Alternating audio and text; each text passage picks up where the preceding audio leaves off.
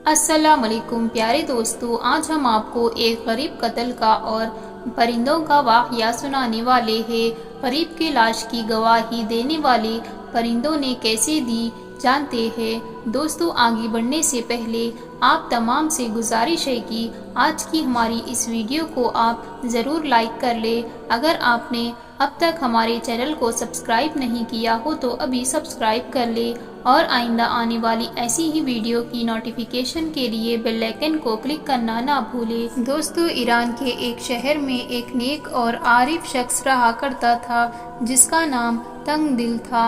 अक्सर लोग उसे दरवेश के नाम से पुकारा करते थे। आसपास के लोग भी उसे पहचानते और उसकी बहुत इज्जत करते थे।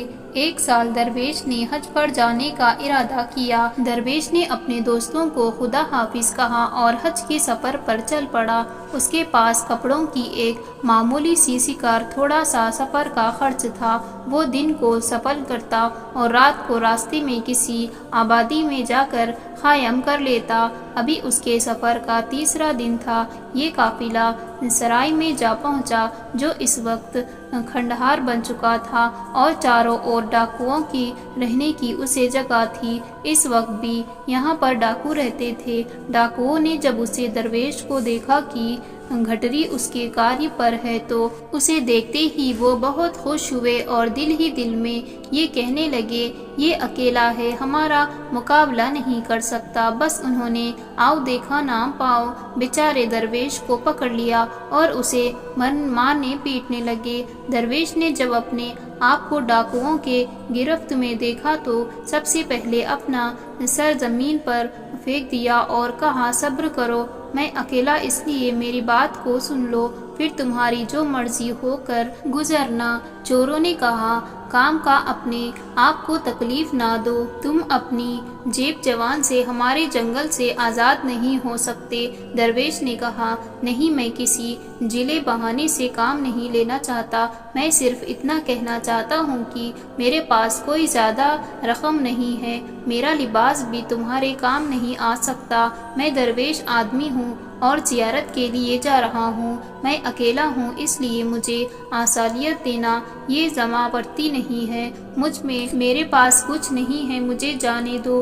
चोरों ने जवाब दिया, एक दरवेश, हमने अपना नाम छोड़ रखा है और हम किसी शख्स की कोई फिक्र नहीं होती कि वो दौलतमंद है या दरवेश है, बल्कि जिस और जहाँ से भी हमारे हाथों कुछ आता है हम छीन लेते हैं और खा जाते हैं। अगर हम नेक और बड़े बारे में सोचते तो कोई और काम धंधा करते, कहीं और से रोटी कमाते, शराफत की ज़िंदगी गुजारते। दरवेश ने कहा, बहुत बेहतर, अब तुमने ज़्यादा बहस ना करना, फिजूल है, ये मैं हूँ और ये रही मेरी घटी, मेरे पास थोड़ा सा सफ़र का खर्च भी है, वो भी ले लो और मुझे छोड़ दो ताकि मैं यहाँ से चला जाऊँ। मेरी ख्वाहिश इतनी है कि मैं खाना काबा की ज़ियारत करूं और मैं यहाँ से जाऊं। चोरों ने कहा, बड़े अजीब तरह का मर्द है, हमें धोखा देना चाहता है। अगर हमने तुम्हें छोड़ दिया तो तुम लोगों के पास जाकर उन्हें हमारा ठिकाना बता दोगे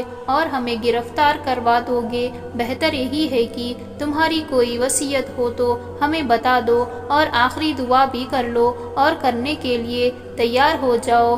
दरवेश ने कहा, मालूम होता है कि तुम सबका आखिरी फैसला है कि तुम मुझे कत्ल कर दो। किसी गुनाहगार का कत्ल तुम्हारे लिए भाई से बुद्धि होगा और जिस तरह तुम इस वक्त अपने अंजाम से डर रहे हो उससे भी पहले इंसाफ की शिकंजी में जाकर लिए जाओगे। ये सुनते ही वो लोग हंसने लगे और कहा, इस लगभग शहरों में अदालत का पंजा कहाँ है और तुम्हारे कत्ल की भला कौन गवाही देगा, फिर हमें अपने अमाल की सज़ा कैसे मिलेगी, बल्कि ये किस्से तो हमेशा के लिए यहीं ख़त्म हो जाएगा। ये कहते ही चोरों ने अपने खंजर खींचे और उसे चारों तरफ से घेर लिया और उसके कत्ल का पक्का इरादा कर लिया। अब दरवेश को इस बात की कोई तवक्कुल न थी। इसी मिसाल एक शख्स की मालिंद है जो खतरे में गिरी होती है और हैरानी परेशान चारों तरफ देखते हैं, इसलिए वो मुंतज़िर था कि शायद कहीं से कोई शख्स आ जाए और उसकी मदद करे, लेकिन कहीं से नतीजे की कोई उम्मीद दिखाई नहीं पड़ रही थी। وہیں ایک آسمان پر سارسوں کا ایک بڑا دست اڑ رہا تھا جن کے چوک چوک کی آواز آ رہی تھی۔ درویش نے نا امید ہی کی حالت میں پرندوں کی طرف دیکھا اور کہا، اے پرندوں دیکھ لو، گواہ رہنا، میرے لیے تم لوگ اللہ والے ایک قاتلوں کے ساتھ گرفتار ہو گئے ہیں۔ پرندوں گواہ رہنا اور انسانوں سے میرا انتقام ضرور لینا۔ کر درویش کی ان باتوں کو سن کر زور زور سے ہنسنے لگے اور کہا، واقعی تم زیادہ سادے سیدھے انسان معلوم دیتے ہو، تمہارا نام کیا ہے؟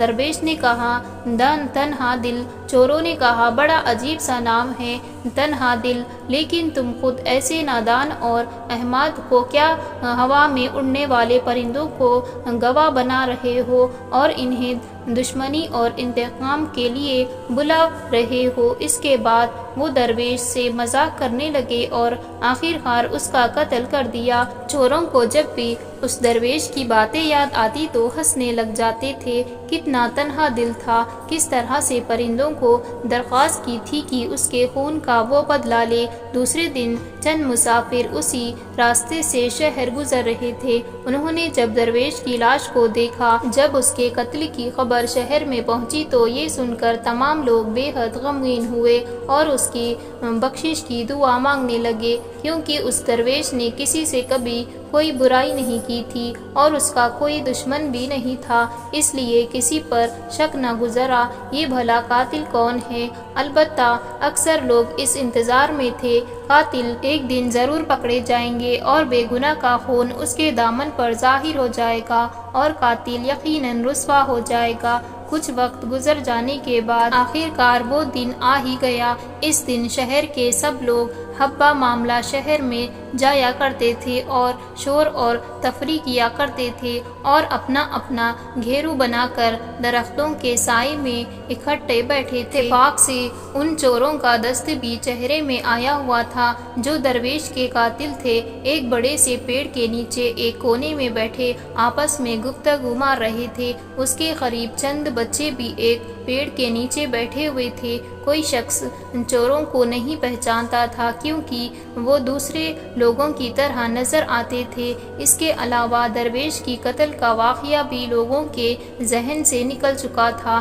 اسے یاد بھی نہیں کرتے تھے۔ اتفاق اس دن جب کہ موسم بے حد سہانا تھا، چڑیوں کا ایک دستہ اڑتے ہوئے آتا، درختوں پر کچھ دیر کے لیے بیٹھتا اور پھر اڑ کر وہاں سے چلا جاتا۔ اسی طرح دوسرے کئی چڑیا چیں چیں کی آوازیں کرتی ہوئی درختوں پر جمع ہو جاتی تھی اور شیروم کرتی رہتی تھی۔ اب چڑیا کا ایک دستہ ایک پیڑ پر جا کر بیٹھا جس کے نیچے چوروں نے اپنا ڈھیرا لگا رکھا تھا اور وہاں بھی انہوں نے چیں چیں کی آواز کرنے شروع کر دی۔ اتنے میں ایک چور نے ان پرندوں کو دیکھا کس طرح سے آخر وہ شور مچا رہی ہے۔ ایک چور نے ہنستے ہوئے کہا، مجھے تو ایسا معلوم دیتا ہے جیسے اس درویش کے خون کا مطالب کر رہی ہے۔ دوسرے نے کہا، نہیں یہ چڑیا اور ہے، اس جگہ سارس تھے۔ تیسرے نے کہا، سچ تو یہ ہے کہ درویش کتنا سادہ انسان تھا جس سے اپنے قتل کا یہ دعویٰ بنایا تھا۔